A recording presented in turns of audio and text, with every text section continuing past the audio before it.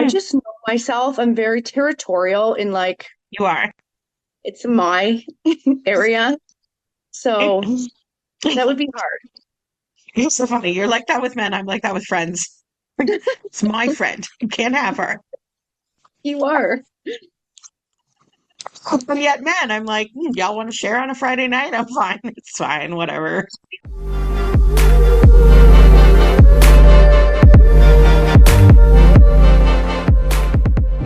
Welcome back to Muse on the Mic. I'm Riley. And I'm Emily. Thanks for joining us on another episode of Muse on the Mic here on YouTube.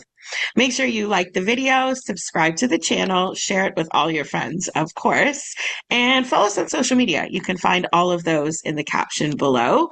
And I don't think we've introduced ourselves in a while, Riley. So we are two owners of a spicy, happy ending massage parlor in Toronto, Canada.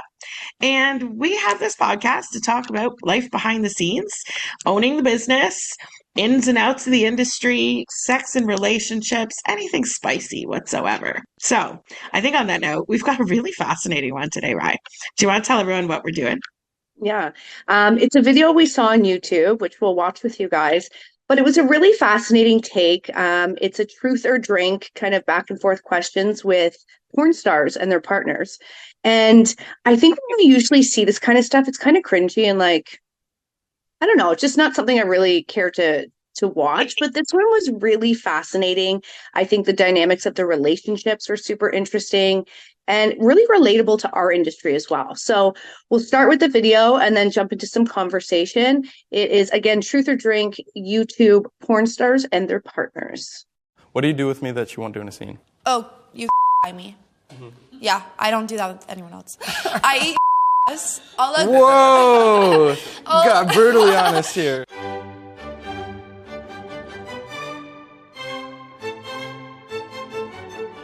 Who are you two and how do you know each other? I am Kelly. I'm Robbie Apples. My name is Kate. Nathan Bronson. My name is Braylon Bailey. Apollo Banks. What does your husband do for a living? He's a porn star. Is it safe to say you're both porn stars? Yes, Yeah? absolutely. Yeah. A porn star couple, is that rare? A healthy Yeah. porn star couple is rare. That's what I'd say. Who's the porn star? It's me. I know it doesn't look like it. She looks like the porn star. Do people think that? Yes. Yeah. Because I have big fake tits. Ah. And blonde hair. Who wants to start? Ladies first. Okay. What did you think when you first found out I was in porn? You asked me before we were dating. She was just asking me as a friend if she should join. I was like, okay, sure. I don't know. It would be cool to know a porn star, so do it. You found some of my porn. That was how you first found me, right? Yeah. So first time you saw him, he was sleeping with someone else. Yes. And you're like, this is the one. Yeah. When I found out you did porn, I'm like, yeah, okay, that makes a lot of sense. Why did it make a lot of sense? Because he's gorgeous. Have you seen the rest of the porn performers? Gorgeous and male performer doesn't really have anything to do with each other. Why is that? Why? Because it don't matter if you're pretty. It just matters if you can keep your dick hard. Who fell in love with who first? I think it was at the same time. I feel like you were such a hoe before me, and then the first. I mean, we're was still really- kind of hoes, but different. I remember when you drunkenly told me that you loved me. Yeah. It slipped out, and I was like, what did you just say? And you're like, nothing. You're like, I didn't say anything. I'm like, did you just tell me you love me? Like, no. what's the hardest part of your job? Just being tired, or I definitely got better at my boundaries and what I will and won't shoot. Before I was like, oh yes, sure, whatever. But now I'm like, it's emotionally, mentally not cool to do things that you don't want to do, I guess. Yeah. No? It's a lot more physically taxing, a lot more mentally taxing than I was ever prepared for. I can never be 100% whether my dick is going to work or not. It doesn't matter if you have... You have no idea. No idea. Because you don't always want to fuck these people. I don't care how much you think every girl that you want to fuck in this industry, you want to fuck them. Guess what? There's been a time I did not want to. I think the hardest part of my job is just having to perform with someone who is closed off. It just feels like you're having sex with someone who doesn't completely want to have sex, but they want to make money. And it's like an icky feeling. Like, I'm like, why are you doing this? What do your friends and family think of our relationship? Honestly, they weren't too supportive to begin with. I think a lot of people just kind of project their own insecurity onto it, and they were like, yeah, I couldn't do that, and that's not a sustainable dynamic. They're all cool with it now. Prove them wrong. My friends think you're fucking dope. My friends think you're super cool. My family, they love you too. Yeah, and your mom knows what we do, and Yeah, she's my super mom's supportive. like about it. She's like, awesome. make sure you guys make your money. Yeah. Have people pay you the correct times, the correct amounts, be on top of that. What do your friends and family think of our relationship? No, I want to drink. They don't accept him, do they? Some people do know, some others. Is your family religious? Yes. Parents love me now. Yeah, my parents do love you. They don't know that you do porn though. They don't know what he does. So I think so far they just think he's just a full-time stuntman. But my dad was like, he gets a lot of work for a stuntman. He's like, Kate, does he do anything else? I was like, oh no, he knows. How does your family feel about your job? You know, I think my mom saw it coming. I mean, when I told her that I was a stripper, like long before I got in porn, she was like, I knew something like this was going to happen. My sister definitely knows. Most of my family knows. Do you think your dad knows? I think so. My dad's called me on a handful of occasions. He's like, hey, where are you getting this kind of money from? I'm like, do you really want to know? My dad's a pastor. It's not like he really wants to know about this stuff. And I give him the option to ask or not. So Is a little bit of it kind of go like, fuck you, mom? no. The whole reason I got into this, it's not. How many people have you slept with? I was waiting for this question. Maybe 100, around there. I, on the other hand, Because your personal life before. Before I got into porn, I remember that roughly was around 100. I've been in 7 years and I'm working with a different girl almost every day. So the number. So 7 different girls a week. Maybe sometimes 14 if you're doing like I did doubles. that 7-girl reverse gangbang like the other day. I know it's probably 400, 500, somewhere around there. How many people have you slept with? Like 15? And I thought that was a lot. Oh, how many people have you had sex with? A whopping 25. I thought it was 16. You fucking slut! Oh my god! What part of my job intimidates you? Ooh. The whole thing. yeah, I'm gonna take a shot. You are? Yeah. Okay. Why is that a hard one to answer? It's not a hard one to answer, just there's always gonna be a little bit of jealousy. I'd say I'm more comfortable with it now, but I think it'll always be there for both of us. What part of my job intimidates you?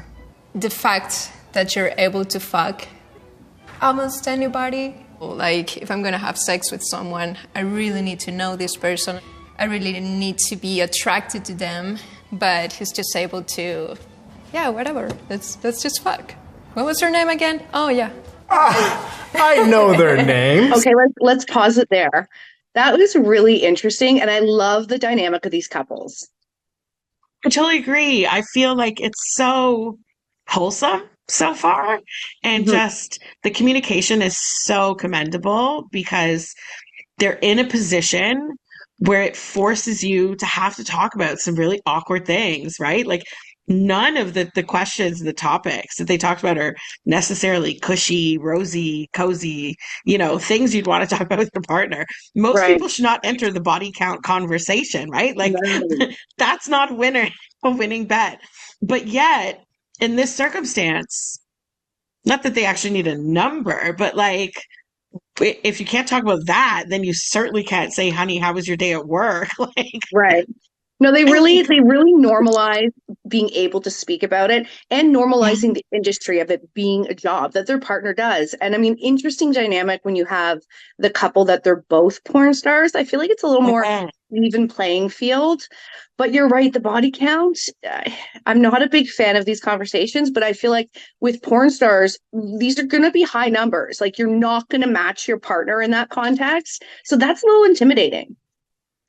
It's true. It's such an awkward, it's a lose-lose question and conversation to ask, right? And I would never want to be asked that question because in my mind, I don't count work. Right. Like I just don't count it. To me, that's a job. Like that's like saying how many meals have you cooked and asking a chef. I mean, that's crazy. But like how many barbecues have you had? He could probably be like, we do 6 every year. And, my neighbors love it. Like it's a different conversation. And to me, it just doesn't count. Emily did that. I don't know what Emily does. Emily does other things. I'm at home. I'm not at work. Don't fucking call me Emily. We're definitely not talking about how many people have entered Emily's vagina. That's crazy talk. But that's interesting though, because I agree with you, and that's the way I would fully look at it, separating kind of the work identity with your personal identity. But they're Right. not. They are just No. looking at like total body count. It's wild.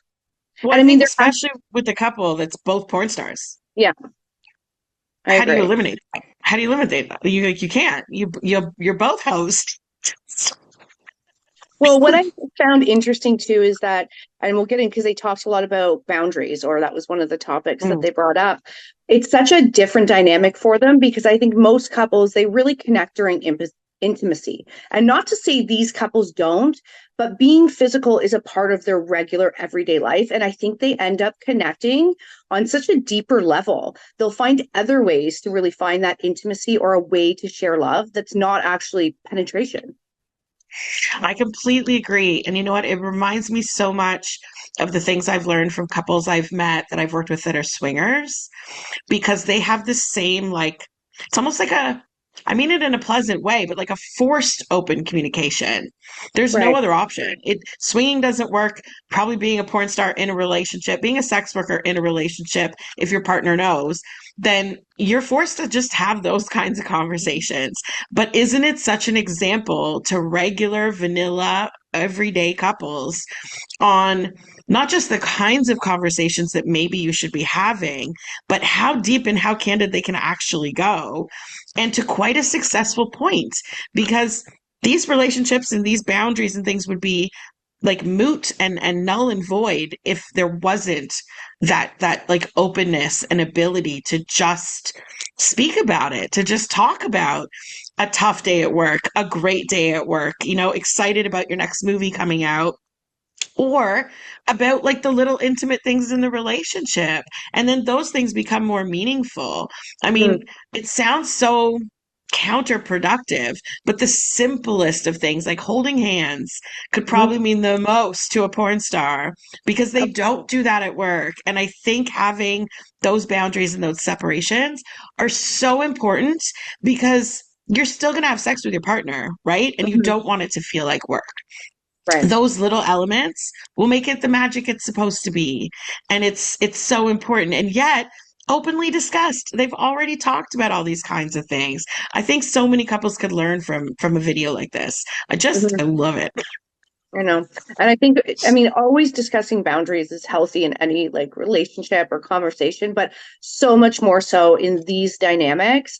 And it's funny because I think it could go either way. It's, your Mhm. partner's a porn star. Let's not discuss your day. Like it's just off Right. the table. Like it's not something we discuss when we're home, what you do at work.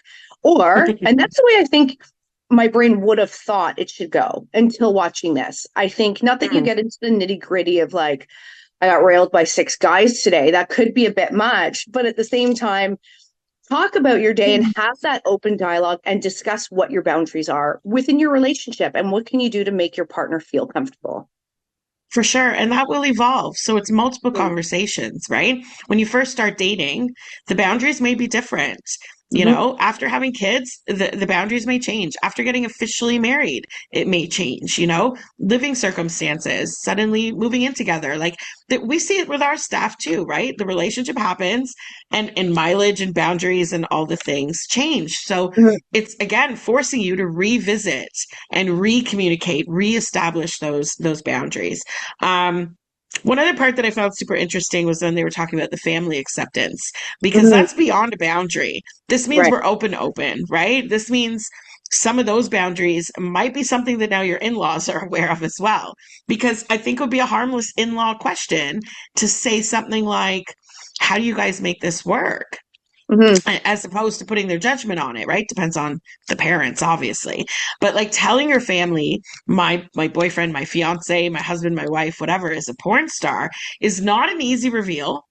And No. yet, if they're super cool about it, they're going to ask super cool questions. Mm-hmm. And that goes into like meet the Fockers, right? It's going to be questions that you're like, never thought I'd be having this conversation, my child.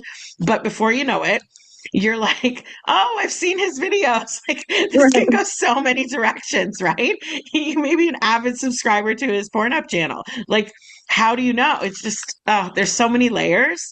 But the family acceptance, I could see weighing on a couple if it's not there. and then putting even more pressure on that communication, because it's really up to the person whose family it is on how they're going to divide acceptance, contact, boundaries again with that, right? Like, do we go no contact? Are we just going to deal with them at Christmas? Or do I need to force my mother to love you? Like, it depends. And again, the conversations being had must be intense, revealing, and have to be candid. So Yeah. candid. Yeah. Well, I mean, the whole thing is like we talk about in most episodes, breaking stigma for you to be able to speak to your family and say, Mom and Dad, this is what my fiance does or my husband, and not being ashamed and not making him hide what he does for a living, and stand up and be proud, because I guess they should be. Why not? It's another portion of the sex industry, and they're in the industry by choice. Then why not? Well, and hopefully successfully, right? Right. If mom and dad want to be able to come along on that fancy trip to Europe, well, guess what pays for that? Right. You know, you can poo-poo it all you want, but then you don't get to participate in the fun stuff. I love it. And I also And found for it really some, that might be a interesting. boundary. Yeah. Yeah. I found it really interesting too, just the dynamic between men and women in porn. And we've thought about this a lot over the years of guys being able to make their penis work. Like, let's just say that the opposite for us in a man massage parlor. How do you get hard 8 times a day? I mean, girls, the reality is, guys, they fake it, and they can fake being turned on. They can fake a lot of things. But for a guy, that's not the case. And that is something that works its way into the relationship. If your porn star husband has to save up sperm or doesn't want to have sex tonight because he's got a big job tomorrow morning. I mean, it's almost like an athlete, right? Don't fuck before the big game. Like, keep that testosterone and that like aggression just like pent up and in you. And that can be inconvenient. What if it's the night before it's your anniversary? Like, what do you do? But you're right. You know, I've always wondered, in Toronto anyway, there are 0 parlors that are all male attendants that just treat female clients. For many reasons, we could do a whole episode on that topic, right? But there are gay parlors. And so there are parlors where men are the attendants. And I have forever wondered, I've never met one to actually ask the question, but like I've forever wondered, how do you have 6 boners a day if they want you to finish to, like, okay, they're probably a little younger. They're probably in their 20s and vigorous. Right. But the same applies, like the way they described even in these, I think it's fair to assume most female porn stars are super hot. And based on connection, some of these guys said, it's not always easy to keep it up. It's not always enjoyable. She may not enjoy you and want you there. Maybe she's a bitch. Right. Who's to say? And she wants nothing to do with you. And as soon as the director yells cut, she's like, and just ignores you. Like, who's to say on all these things, right? And so there's even more pressure. Now he's also got 8 cameramen looking at him, staring at director pointing and flashlights and all these things just all around that are unsexy.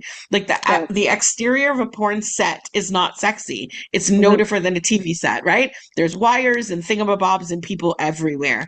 And so he's got to keep it up with this bitch who really doesn't like him or wants not to be at work that day or something. How is that not the same pressure to a male massage attendant or a male escort, or even, I mean, male strippers, they slap on a cock ring and they go about their thing, but they have a lot less performance pressure because it's not like pressure on the penis. Whereas you can't really be a porn star if your dick can't keep it up with that bitch you don't like. Because we pay you to do her anyway. Like, or maybe the opposite. What if you're with someone that's really good at her job and you're really attracted to, but you've got to make a 28-minute movie and you're ready to go after minute 2? Like, there is some real challenges to this position that, you know, these guys work hard for their money. What if you pull the Uno reverse on me? It's like, I didn't think of it that way either. And yet, how do you not bust a nut too quickly? I mean, you can only slow-mo so much footage before the porn's just going to be boring, right? It's hilarious. Men have pressure. Men have pressures we never think about or don't often acknowledge. Here I am, like, feeling feels for the male porn stars. Like, these poor guys. All this pressure on their pee-pee. So, one other thing that they mentioned was what intimidates you about my job. And I Mm, found that personally really relatable because it's something I've encountered so much in my dating life and a hindrance often. And there's different levels to it, different layers, right? For some, it might be, oh, porn star is really attractive. That's super intimidating. Every guy in the club or everywhere you go, people are going to look at her. To some, that makes them happy and cocky. To mhm. some, that makes them shake in their boots, right? There's the aspect of, does another man perform better or make you come better? Or do you squirt with him and you never had with me? And like all the ego penis stuff. But there's also a financial aspect too. I'd assume a female porn star is probably paid more than a male porn star, which is a total flip to income equality, which Right. affects every other like genre and industry differently, right? It's usually the women Mhm. on the slower end or the lower end. Um, and what if a man is financially like completely intimidated by you? Because what if you are OnlyFans best performing porn star? What if Right. you are Playboy's number one for 4 years running? Like, what do you do at that point if you make a regular income and dividing those responsibilities and all of that just comes into breadwinner stuff, which can be super intimidating. What if it's all three? What if she is banging hot, she makes 4 times what you do, and everywhere you go men fall all over her and she squirts in every video? For real, I'd be like, what do I bring to what table? There isn't Right. even a table for me. Like, I'm in the doghouse outside with the puppy. Like, where, like, what do you do? And so he has to establish himself in a relationship on such different terms. And what if he's a dominant character? What if he's a provider type? Like, it can go in like contrast and challenge to so much of what we assume is an ordinary, talk things out, money's messy, conversations are Mhm. uncomfortable with your partner. That's a whole flip of a script right there. And yeah, Well, that's intimidating. I don't think it is for everyone, and I don't think it has to be. There's always choice. And I mean, to be quite honest with you, I don't think I would make a good partner with someone that did porn. As open-minded Mm, as I think that's I fair. am or I try to be, I don't think it would be something I'd be comfortable in. And I think you just need to recognize that. And those are conversations when you're dating, and he should be upfront and say, "This is what I do. How do you feel about it?" And you can either say, "Well, you know what? I need to take a step back," or "Tell Mhm. me about it. Let me understand." And then you can make your mind up for yourself. But I don't think it's something everyone is going to be comfortable with. Agreed. What if it wasn't your partner? What if it was like a long-term fuck buddy or something? How would you feel? Yeah, I guess that would be different because there's no like heart investment, I guess. And I could Mm, be wrong. I've never been in this situation. And I think right. I would at least try. I Mm, just know myself. I'm very territorial in like you are. it's my area. So that would be hard. You're so funny. You're like that with men. I'm like that with friends. It's my friend. You can't have her. You are. And yet, man, I'm like, y'all want to share on a Friday night? I'm fine. It's fine. Whatever. Because I am open-minded enough to like I get all the facts and I get fully that he could be Cyrus when he's at work and he's Right. Bob to me. Like and I understand all of those things. It's just not my natural level of comfort, I guess. I think that's totally fair. I think it's an unnatural and like not ordinary position to be in general. Mhm. I mean that can be on our realm as well, right? How often are men out there meeting owners of a rub and tug to see if they're comfortable or not? Like, that's Right. just new information, right? Yeah. And so what do you do with that? And I mean, again, another episode. We'll get into all that one day. But like the intimidation can be from so many angles. And I think it might be a little bit different for men and women, depending on Mhm. who's the porn star and who's coming in with what into the relationship. Especially, it's one thing when you're 22. It's another thing when you're 40 and you come in with some assets and experience and baggage and all this stuff, right? You Right. can better navigate what you need, what you don't like. But again, communication, it comes down to Mhm. talking it all out. As uncomfortable as it might be, I feel like if you can get through these 5 topics alone, the rest of communication should be easy because you're practicing. You're getting Mhm. regular check-ins with your partner, which in a vanilla relationship is almost awkward to do. Be like, want to check in? What are we going to talk about today? How you pissed me off about the garbage? Like Yeah. it's not meaty normally. And these are such meaty conversations that it's such a good example of, even if you took one of these as a starting point with any relationship, does your family like me? Let's talk about that. If the answer is no, there's a lot more to talk about, right? Mhm. So, like, dive into these conversations in your relationships. To our viewers, if you see a question, maybe you're not a porn star, but maybe that's a convo you haven't had with your other.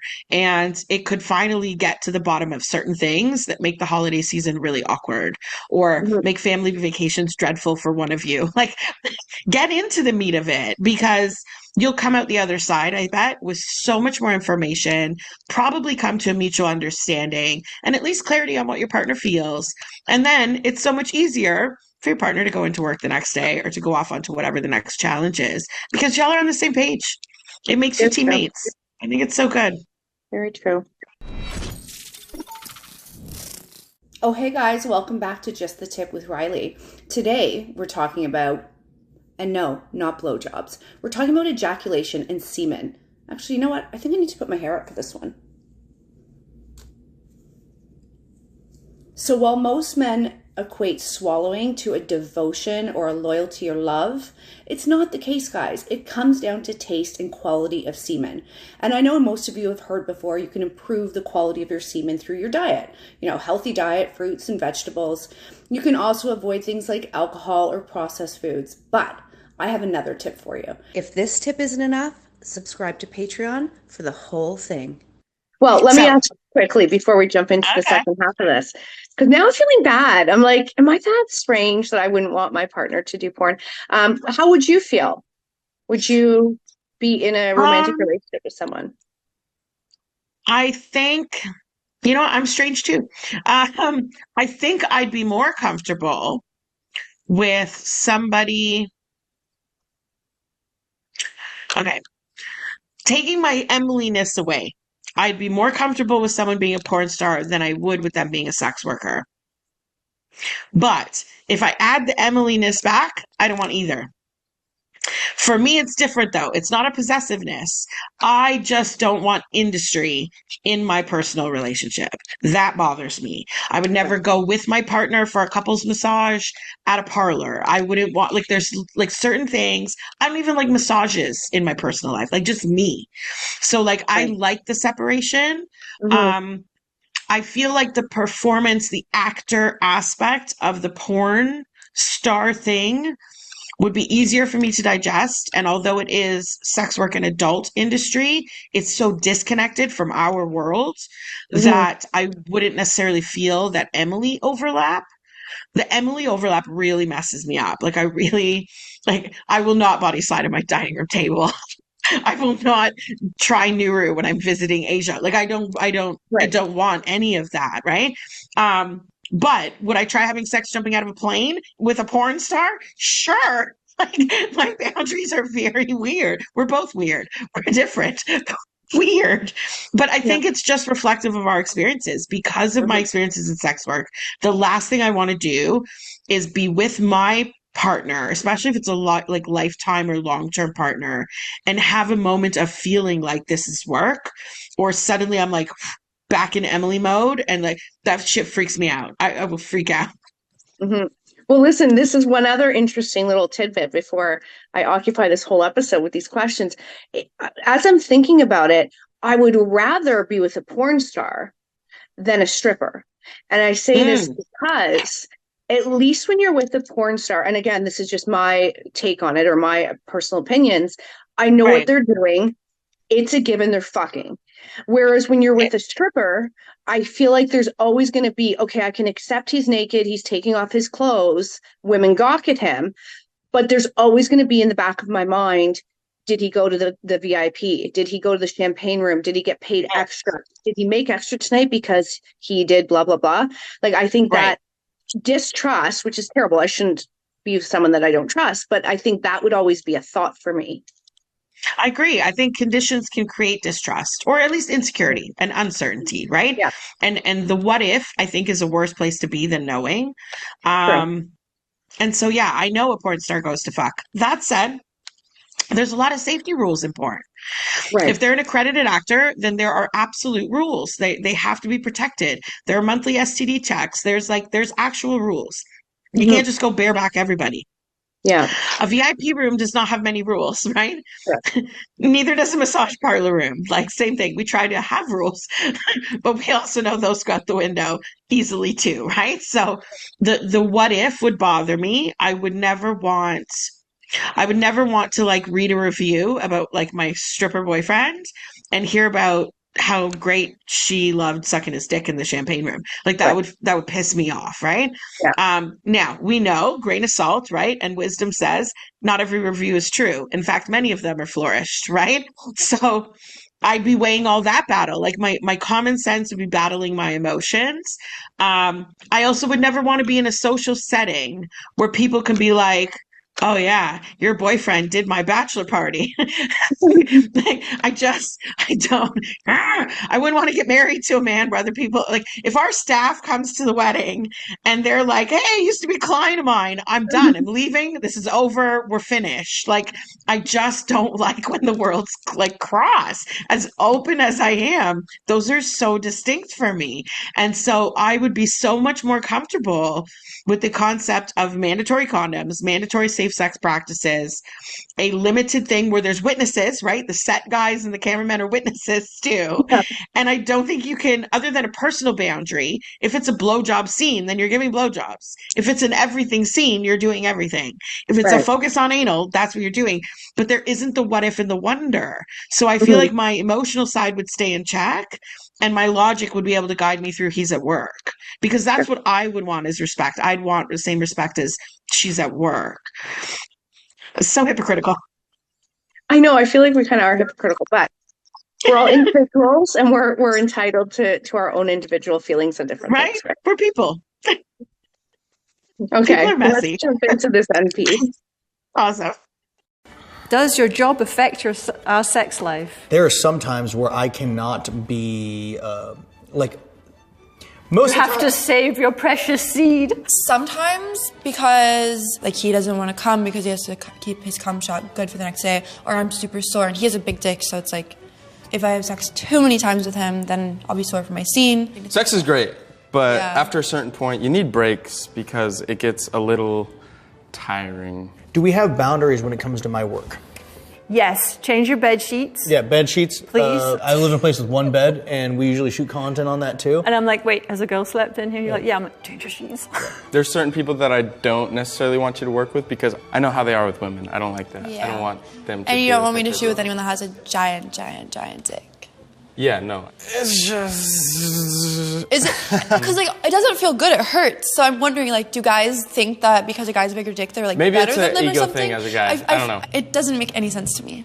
What do you do with me that you won't do in a scene? The thing I do with you that I don't do with anyone else is just have those intimate moments of closeness, which is more beautiful than what I actually get to have in a porn scene. I mean, when we have sex, I'm giving you all, like, every ounce of my love, you know? And I don't do that in my scenes. What do you do with me that you won't do in a scene? Oh, you cream pie me.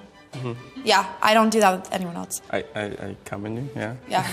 I eat your ass. Whoa! Got brutally honest here. Have you ever thought about leaving me? Mm-hmm. No. I don't even know why you're worried about saying that. That's fine. I was a little panicked early on, wondering if this was something I could do. Have you ever thought about leaving me? Yeah. I feel like we both... Yeah, I'm gonna take a shot. Honestly, I think we both had the conversation. What couples don't get in arguments? Yeah. Never, ever, ever, ever. Do you think about me when you're having sex with other people? Sometimes, yes.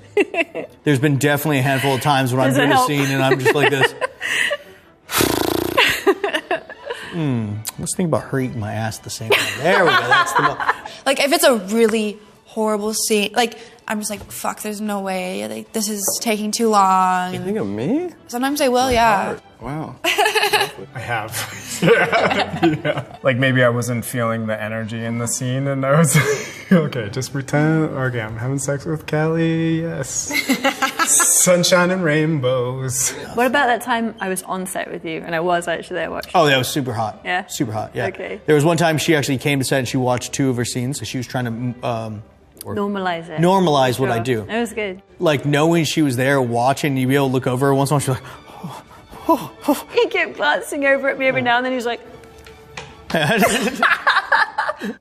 If I wanted you to, would you leave the industry for me? I would never leave the industry altogether. I would definitely start doing more OnlyFans, but it would have to be equal. That's what it'd have to be. It would have to us both be doing OnlyFans. Okay. I wouldn't just me leave and you still be in the industry. Never. Okay. Never. That's fair. Yeah. would you leave the industry for me? would I quit for you in the long run? If we, yeah. You would? Really? Yeah. Oh my gosh. Oh. That's like huge. All right. I hate these people anyway. I don't know, if it was like a transition and I was on board with it, sure. This was never my goal job in the first place. I like doing it because I'm good at it, you know? If we're going to have this life together, it's like you wanted that, I'd probably do it, yeah. Oh, sweetheart. Yeah. That's a big deal. Bok, bok. Oh, thanks for the titty poke. Why do you think we stay together? I think we're incredibly compatible. I think we build each other up and we want the best out of each other. I think we both create a safe space for each other to express our feelings and our emotions and ideas. Well, of course, because we love each other, but we're honest. I'm very forgiving, and Because you're very forgiving. fuck Jesus. yeah. That's why we stay together? I feel like because I think about it and I'm like, is it really worth destroying a relationship over something so small? Yeah, fair. Like, it's more what you can go through and heal from and bond. Why do you think we stay together? I think we stay together because when it comes down to it, I'm something that you've needed. Yeah.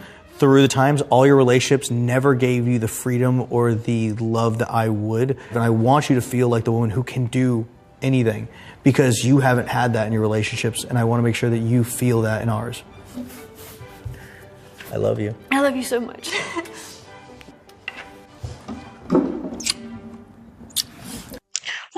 What a video that was. I feel like it just continued with the wholesomeness, the epic communication, and some really interesting, heavy hitting questions.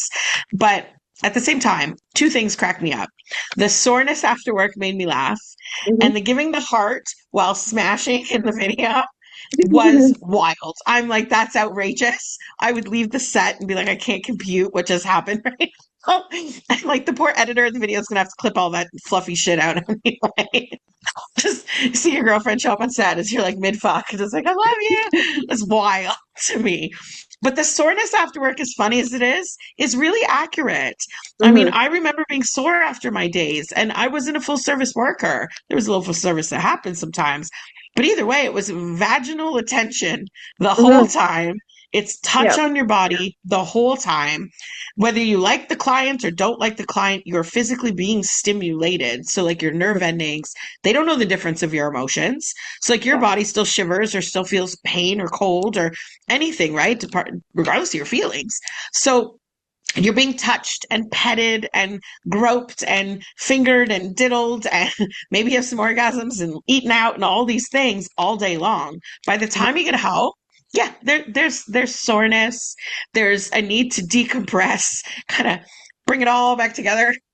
Just a long hot bath, a long hot shower, just wash the day off you. But like, I don't know if I would enjoy, let's say my husband has a huge penis. Do I then want to ride that into the sunset after a day where I had 8 clients? Because no. Even if I'm still horny, like the answer would still be like, no, because there's been a tension all fucking day and we need to give her a nap. Like she needs a break. And at the same time, he's a man, he has needs. Does that mean I then want to go home and suck his dick either? Probably not.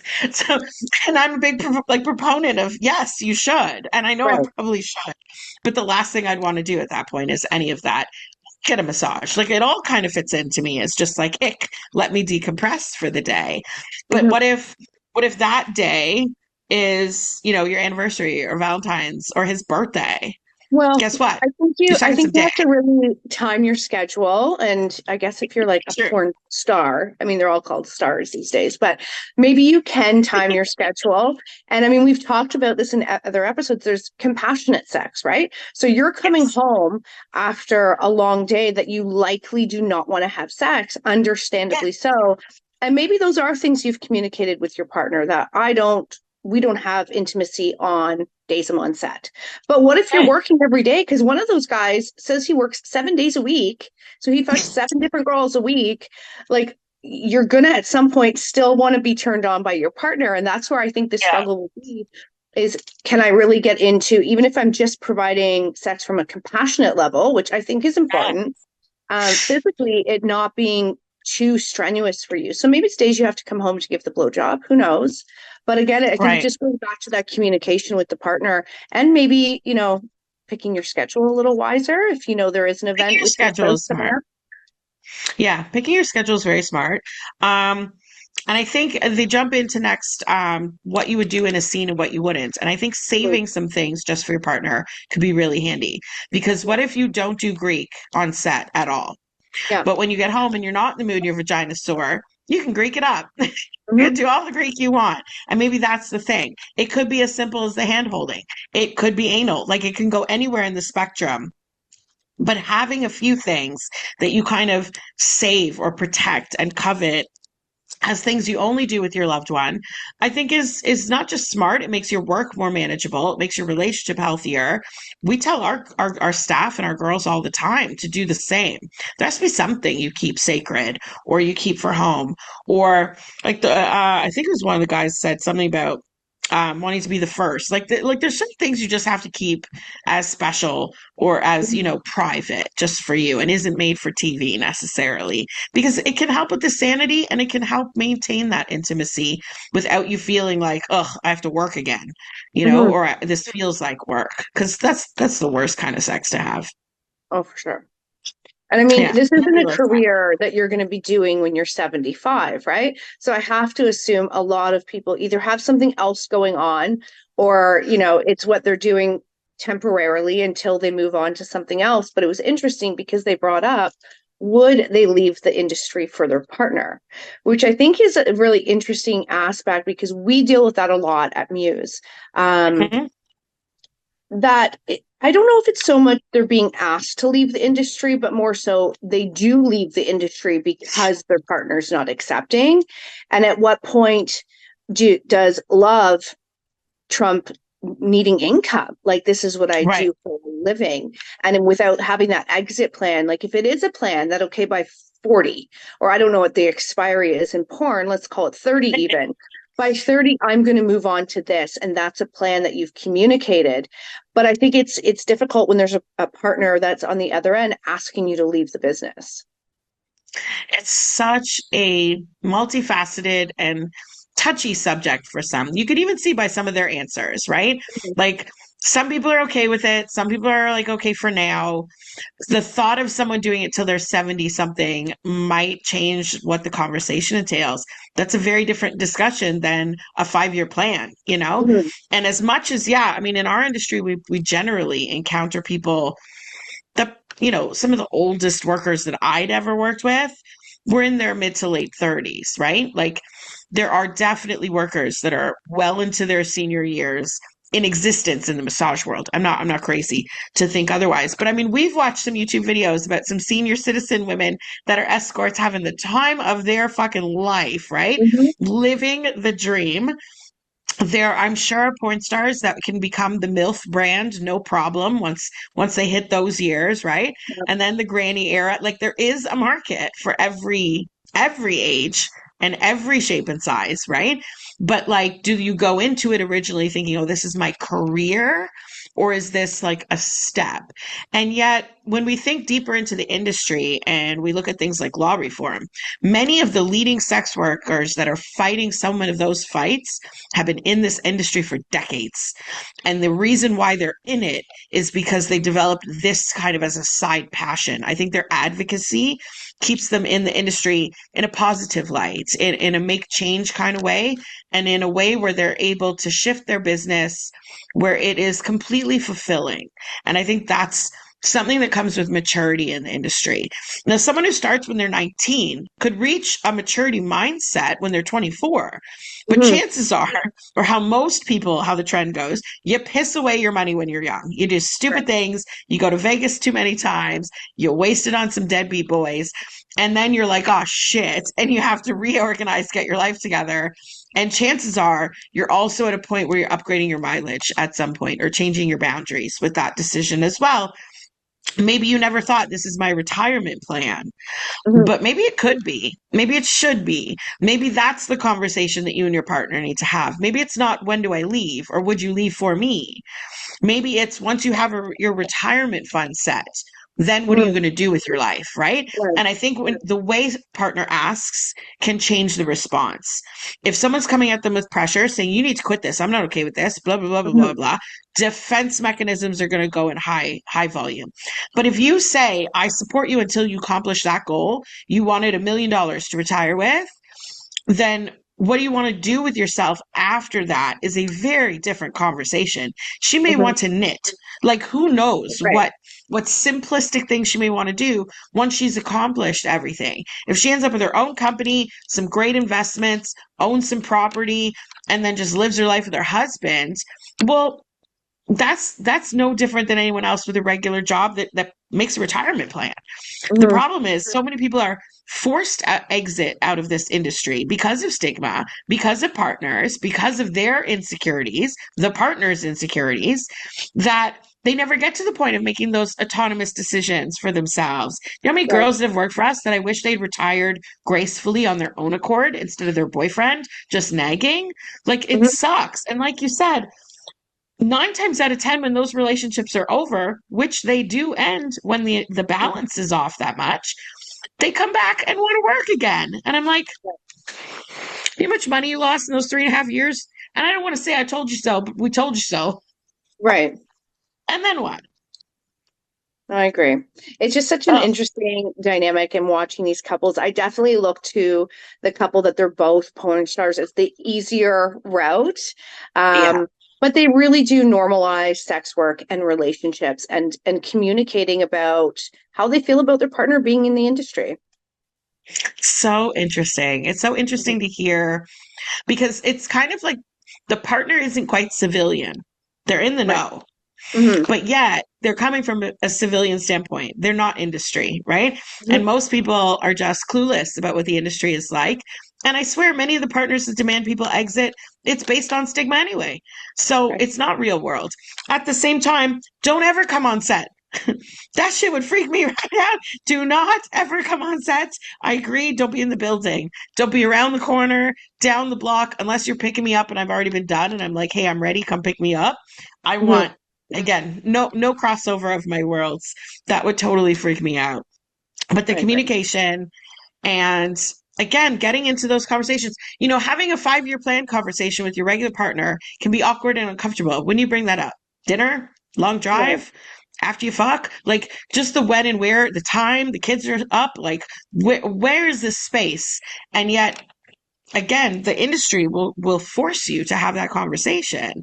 Maybe discussing your exit plan with your partner because you don't want to end up a MILF porn star, or that wasn't on your goals, or you accomplish it before you get to OnlyFans. Like, there's so many dynamics to that conversation, and how, as a partner, to be supportive of their goals can be so important. I think words matter, and how they choose to discuss it, the tone they approach it.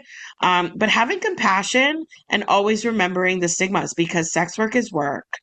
And you would never go up to a plumber and be like, quit your job because I'm so insecure. I don't like that you're around other men all day, or, you know, whatever the thing may be.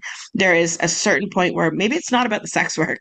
Maybe it's just a bad boyfriend, or maybe it's a shitty girlfriend, or, you know, so on and so forth. But instead of waiting for surprises, have those ongoing conversations so that you know exactly why they're working. Knowing why someone's in this business can be the make or break on what makes it acceptable to a partner, a friend, a parent, anyone that finds out. People do things when they have motivation and a plan and a big goal. And for many people, sex work is the answer, and a great answer. So I loved that video. I found it was super interesting.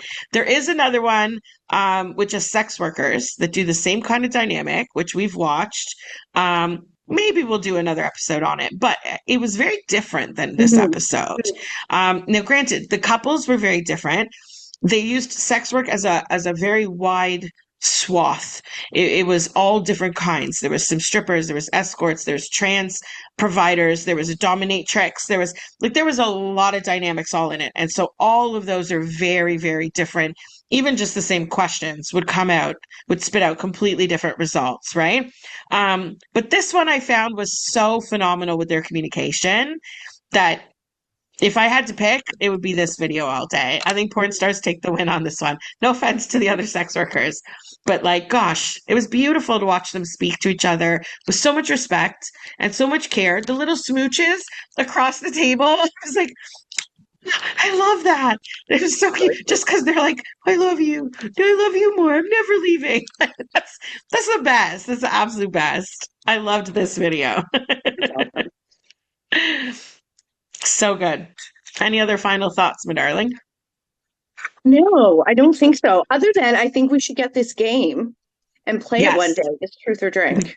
We absolutely should. I think it's on their website, which, if my memory is correctly, is in their caption on their video, which we will link in our description below so that everyone can find the original video. I think that wraps up this episode. Let's make sure we order that game because that would be super fun. Make sure you like and subscribe and join us on the next episode of Muse on the Mic. We'll see you next time. Bye, guys. Bye, guys.